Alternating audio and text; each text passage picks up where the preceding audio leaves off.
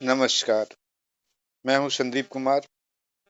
आप सभी का अरोमा साइंस क्लास में स्वागत है। आज एक महत्वपूर्ण टॉपिक है जिसे फिजिक्स भौतिकी से लिया गया है। टॉपिक का नाम है वर्क, कार्य। हम लोग दिन प्रतिदिन या अपने दैनिक जीवन में इस शब्द का इस्तेमाल हमेशा करते हैं।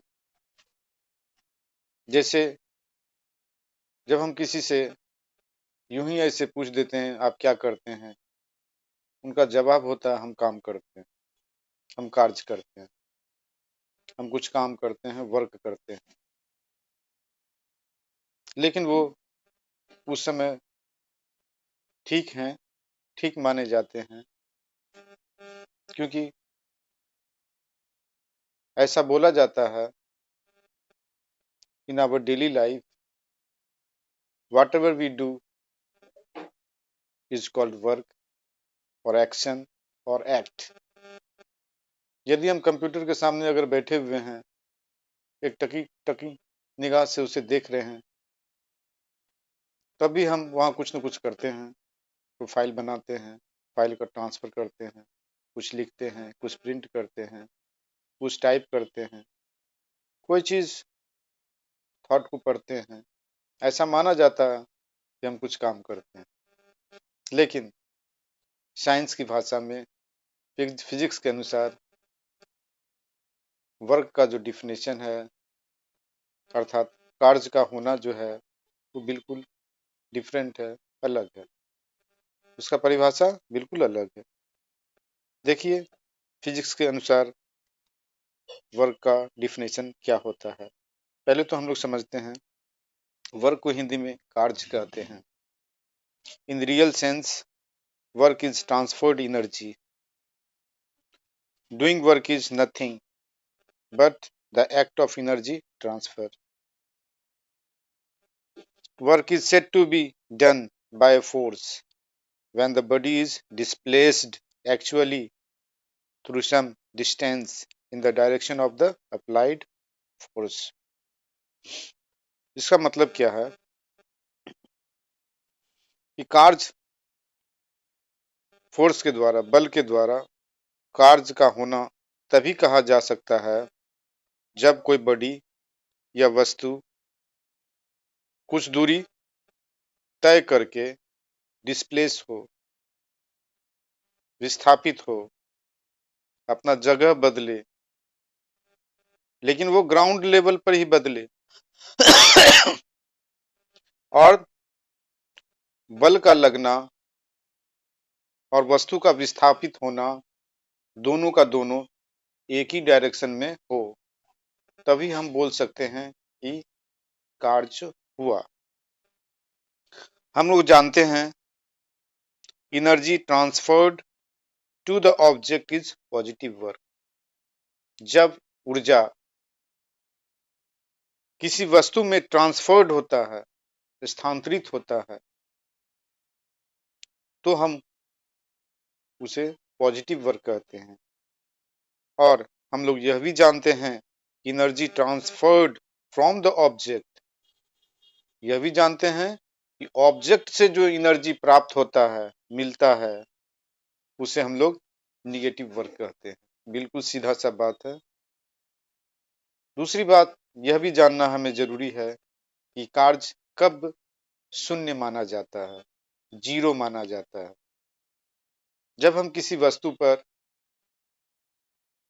परपेंडिकुलर वर्टिकल फोर्स लगाते हैं,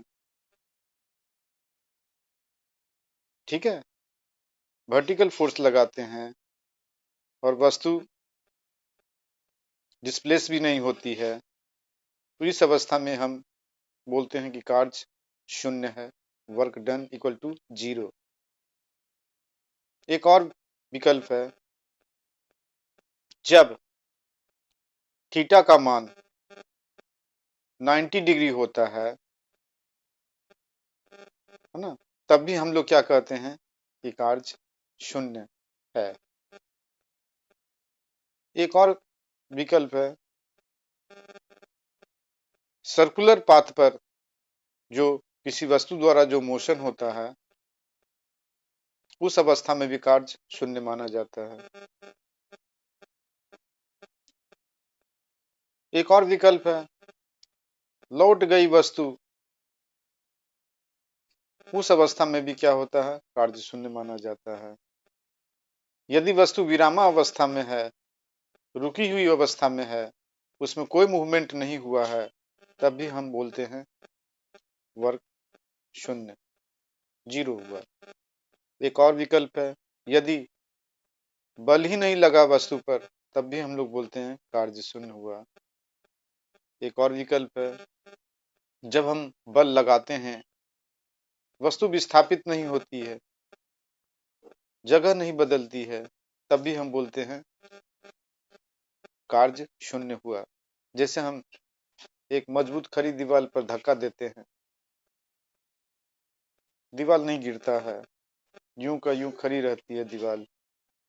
इस अवस्था में हम बड़ा शान से, गर्व से बोलते हैं कि हमने कुछ काम किया, लेकिन फिजिक्स की भाषा में हमने काम शून्य किया, कोई काम नहीं हुआ। अब देखिए एक फिगर के माध्यम से भी हम लोग समझते हैं।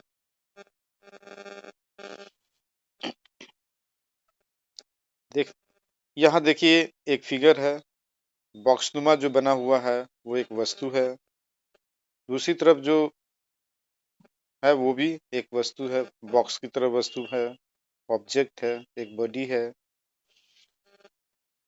उसके ऊपर हमने देखा एक बनाया है, ट्रायंगल बनाया है, ठीक है। ट्रायंगल देखने से यह पता चलता है कि 90 डिग्री राइट एंगल ट्रायंगल है, ठीक है। अब देखिए जो इंक्लाइंड लाइन जो है उसको हम लोग क्या लिखे हैं, फोर्स। उसको एफ के ऊपर एरो का मार्क देकर वेक्टर क्वांटिटी फोर्स के रूप में दर्शाए हैं, बताए हैं। और एक परपेंडिकुलर जो खड़ी रेखा है उसे हम लोग एफ वाई एक्सिस के रूप में बताए हैं।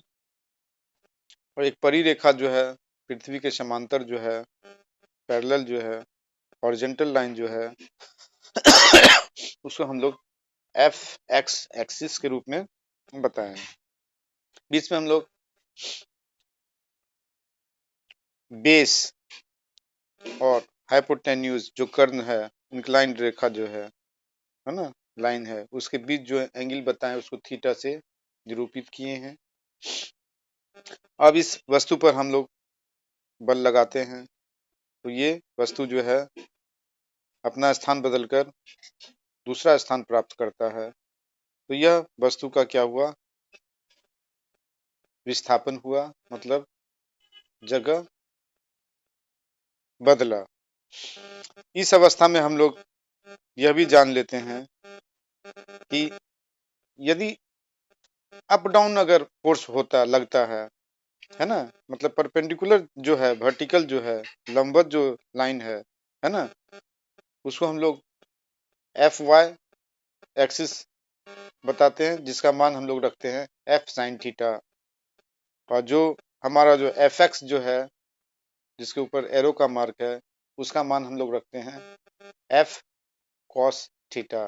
क्योंकि बल लगाते हैं और वस्तु विस्थापित होती है, और बल और विस्थापन दोनों एक ही डायरेक्शन में हो रही है। इस अवस्था में हम लोग यह भी जानते हैं कि cos थीटा बराबर क्या होता है, बेस बटा हाइपोटेन्यूज, मतलब आधार बटा कर्ण। तो यहाँ पर हमारा परपेंडिकुलर जो लाइन है वो छूट जाता है, एफ वाई जो है वो छूट जाता है, उसको हम लोग नहीं लेते हैं। तो देखिए हम लोग इसको विस्तार रूप से बताते हैं। Suppose that a constant force F acting on a body produces a displacement which is denoted by s। उसके ऊपर एरो मार्क देते हैं, और एरो मार्क देने का मतलब यह हुआ कि डिस्प्लेसमेंट जो है वो वेक्टर क्वांटिटी है, और एफ पर जो एरो मार्क दिए हैं इसका मतलब हुआ कि फोर्स जो है वो वेक्टर क्वांटिटी है in the body along the positive x direction as per above diagram, above figure. When theta is the angle between F and S displacement, then the two rectangular components of vector F are found. जैसे Fx above arrow mark in the direction of displacement above arrow mark, where Fx equal to F cos theta. The value of Fx is F cos theta. Now secondly, Fy axis above arrow mark perpendicular to the displacement, which is denoted by S above arrow, where Fy equal to F sin theta.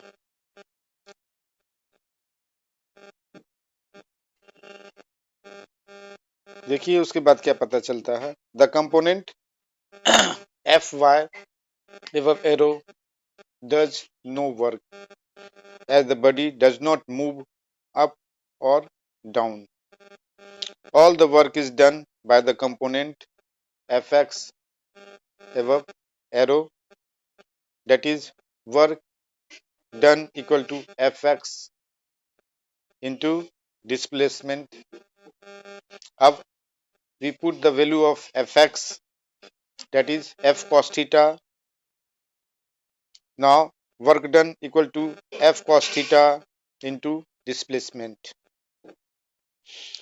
Now we write work done equal to F cos theta into displacement, or F into displacement into cos theta. Therefore, work done by the force is the product of component of force in the direction of displacement and the magnitude of the displacement.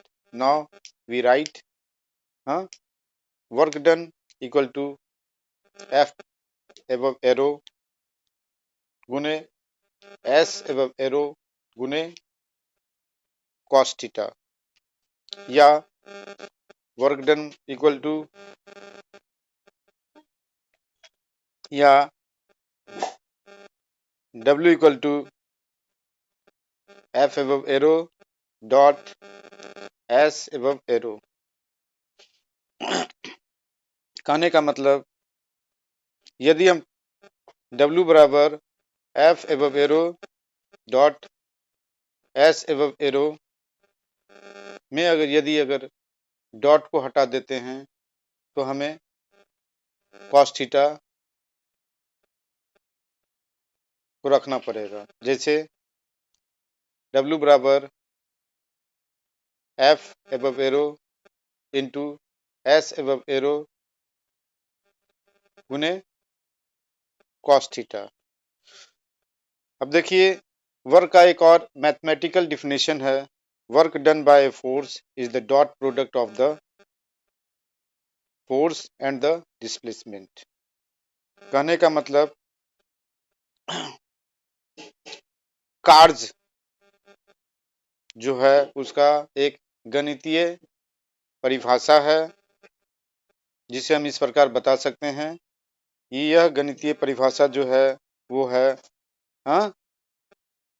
Force और displacement का dot product है. हम लोग बोल सकते हैं work done bye a force is the dot product of force and displacement. और हम यह भी जानते हैं कि फोर्स जो है वो वेक्टर क्वांटिटी है, डिस्प्लेसमेंट वेक्टर क्वांटिटी है, लेकिन वर्क जो है वो स्केलर क्वांटिटी है. एक बात और महत्वपूर्ण बात है कि दो वेक्टर क्वांटिटीज का जो गुणनफल जो होता है उस और गुणनफल के बाद जो हमें रिजल्ट मिलता है वो रिजल्ट प्रायः स्केलर क्वांटिटी मिलता है. अब हम ये भी जानते हैं कि work has magnitude only and no direction, hence work done by force can be positive हो सकता है या निगेटिव हो सकता है या 0 हो सकता है। लेकिन एक बात यहाँ यह भी जानना जरूरी है कि जब स्टेशन पर कूली अपने सर पर सामान लेके चलता है, अगर वो ग्राउंड लेवल पे चलता है, हाँ, तो वो उसके समझ के अनुसार तो उसने कुछ काम किया, उसे उसका मजदूरी भी मिलता है, पैसेंजर उसे देता है मजदूरी। इस समय साइंस की भाषा में, फिजिक्स की भाषा में कुली द्वारा नो वर्क, 0 वर्क। लेकिन यदि वो सीढ़ी पर चढ़ता, यदि वो एक सीढ़ी, दूसरा सीढ़ी, तीसरा, चौथा, पांचवा, 10 सीढ़ी, 20 सीढ़ी अगर वो चढ़कर अगर सामान को वो ले जा रहा है सर पर लेकर, तो वहां पर काम हो रहा है। उस वहां पर हम उसे वर्क 0 नहीं बोल सकते हैं, वहां काम हो रहा है। लेकिन वहां जो वर्क का जो परिभाषा है वो बदल जाएगा और वहां काम हो रहा है और फॉर्मूला भी बदल जाएगा। वहां पर क्या होगा, W इक्वल टू mgh होगा। मास, M for mass, G for gravity और H फॉर हाइट। और ग्रेविटी का तो हम लोग मान रखते ही हैं 9.8, दैट इज 10 न्यूटन, इतना मान रखते हैं। अब हम लोग पढ़ते हैं डायमेंशन ऑफ वर्क। वर्क का बीमा क्या होता है, बीमीय सूत्र क्या होता है। तो हम लोग जानते हैं work equal to force into displacement. Force के बारे में भी हम लोग जानते हैं कि force equal to mass into acceleration. और हम लोग एक्सीलरेशन के बारे में भी जानते हैं, final velocity minus initial velocity divided by time, जानते हैं। और डिस्प्लेसमेंट तो हम जानते ही हैं। तो हम मास को हम लोग एम में, मास को एम कैपिटल एम से निरूपित करते हैं। और एक्सीलरेशन का जो यूनिट होता है मीटर प्रति सेकंड स्क्वायर होता है। तो मीटर को हम लोग क्या करते हैं, लेंथ में नापते हैं, तो एल हो गया। और सेकंड को हम लोग टी में, टी का होता है ना सेकंड, ऐसा यूनिट, तो टी मानते हैं, तो मीटर प्रति सेकंड स्क्वायर हो गया। तो इसलिए हम इसको क्या लिखते हैं, L T to the power -2, मतलब एल पर पावर 1 और टी पर पावर -2। और डिस्प्लेसमेंट को हम लोग एल से नाम निरूपित करते हैं, एल टू द पावर 1। इस प्रकार हम जब वर्ग का जो डायमेंशन निकालते हैं तो क्या होता है, m to the power 1, l to the power +2 +2 और t to the power -2, where m means mass, l means length and t means time। अब हम लोग यूनिट्स ऑफ वर्क के बारे में पढ़ते हैं।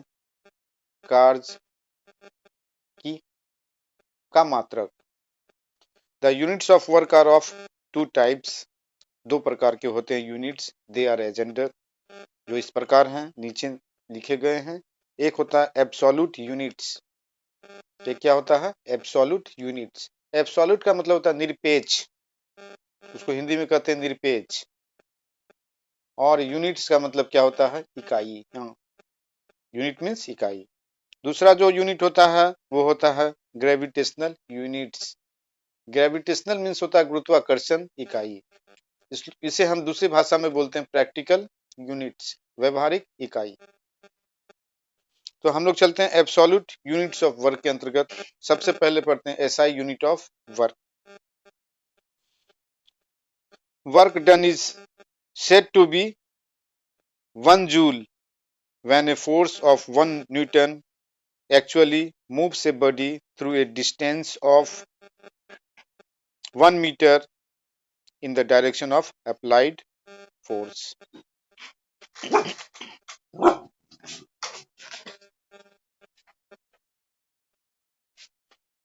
SI unit of work is joule.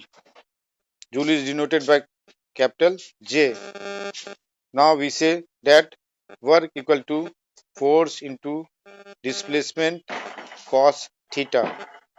1 joule equal to, force को हम लोग, फोर्स का एसआई यूनिट न्यूटन, डिस्प्लेसमेंट का एसआई इसमें मीटर में नापते हैं और कॉस थीटा साथ में है। तो 1 joule equal to newton into metre into cos theta. अब हम लोग cos थीटा में हम थीटा का मान जो है 0 रखते हैं, तो cos 0 इक्वल टू क्या हम लोग जानते हैं 1 होता है, cos 0 इक्वल टू 1। हाँ, तो थीटा का मान हम 0 रखते हैं, तो यहाँ cos 0 इक्वल टू क्या हो गया 1। इस प्रकार 1 जूल इक्वल टू क्या हो गया न्यूटन इंटू मीटर इंटू 1, और इस प्रकार क्या हो गया 1 joule equal to newton metre. अब हम लोग चलते हैं अर्ग। यह जो है सीजीएस पद्धति में वर्क का एब्सोल्यूट यूनिट है, निरपेक्ष इकाई है। Work done is said to be 1 erg. 1 अर्ग when a force of 1 dyne actually moves a body through a distance of 1 centimeter in the direction of applied force. From general formula of work done equal to force into displacement into cos theta। तो work को हम लोग 1 erg equal to क्या लिख रखे हैं 1 dyne into 1 centimetre into cos 0 degree. 1 erg equal to क्या हो गया 1 डाइन इंटू 1 सेंटीमीटर, क्योंकि cos 0 डिग्री इक्वल टू 1 होता है। इस प्रकार क्या हो गया 1 erg equal to 1 dine centimetre हो गया। अब हम लोग देखते हैं, एक बात यहाँ पे ध्यान देने वाली बात है कि फोर्स का जो सीजीएस पद्धति में जो यूनिट होता है वो डाइन होता है, और यह भी जानते हैं कि 1 newton equal to 10 to the power ऊपर 5 डाइन होता है। Relation between joule and erg, 1 joule equal to 1 newton into 1 metre into cos 0 degree. 1 joule equal to 10 to the power 5 ऊपर 5 dyne into 10 to the power 2 centimetre into 1। इस प्रकार क्या हो गया 10 to the power 7 dyne centimetre हो गया। इस प्रकार 1 joule equal to 10 to the power 7 ergs हो गया। एक बात और याद रखना है कि 1 joule equal to 10 to the power 7 ergs, लेकिन 1 erg equal to 10 to the power -7 joule होगा। उसी प्रकार SI unit of force is newton, और 1 newton equal to 10 to the power 5 dyne, और 1 dyne equal to 10 to the power -5 newton. अब हम लोग चलते हैं gravitational units of work.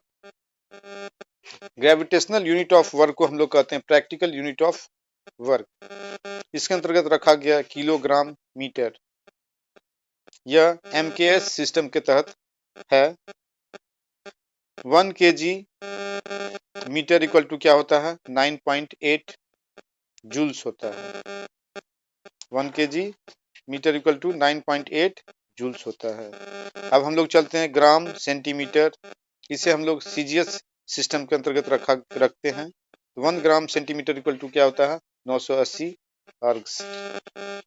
Relation between kg metre and gram centimetre, 1 kg metre equal to 10 to the power 3 gram into 10 to the power 2 centimetre, क्योंकि 1 kg में 1000 ग्राम होता है और 1 मीटर में 100 सेंटीमीटर होता है। बस हमने उसका मान केजी और मीटर के बदले पुट किया। इस प्रकार 1 kg मीटर इक्वल टू क्या होता है 10 to the power 5 gram centimetre. अब एक होता है इन FPS system, the unit of work is foot into LB। अब देखिए F का मतलब क्या, FPS का मतलब होता है, F का मतलब फुट हुआ, P का मतलब पाउंड हुआ, S का मतलब सेकेंड हुआ। ठीक है, तो डिस्प्लेसमेंट का यहाँ इस FPS सिस्टम में डिस्प्लेसमेंट का जो यूनिट होता है वह होता है फीट, फुट, और फोर्स का क्या यूनिट होता है पाउंड होता है, और पाउंड को हम लोग किसमें LB के रूप में लिखते हैं, और फुट को हम लोग FT के रूप में लिखते हैं। इसलिए वर्क डन इक्वल टू क्या हो गया force into displacement into cos 0 degree. और इस प्रकार क्या हो गया, फोर्स को हम लोग LV में लिखते हैं, तो LV इंटू डिस्प्लेसमेंट को हम लोग फीट में लिखते हैं, I into cos 0 degree equal to क्या हो गया, 1 हो गया। इस प्रकार हमारा क्या हो गया, LV इंटू FT, और हम इसको इस तरह भी लिख सकते हैं, FT इंटू LV। आज यहीं तक, आगे हम लोग वर्क टॉपिक के अंतर्गत पार्ट 2 वीडियो आप लोगों के बीच रखेंगे। उसमें और हम कुछ विस्तार से कुछ और बचे हुए भाग को बताएंगे, वीडियो लंबा न हो इसलिए आज यहीं तक। वीडियो यह एजुकेशनल पर्पस के लिए है। यदि आपको अच्छा लगता हो इसे शेयर करें, दूर दूर तक पहुंचाएं, अपने दोस्तों तक पहुंचाएं, अभ्यास करें, कुछ कमेंट बनता है कमेंट दें, सब्सक्राइब करें, और इसी के साथ धन्यवाद आपका।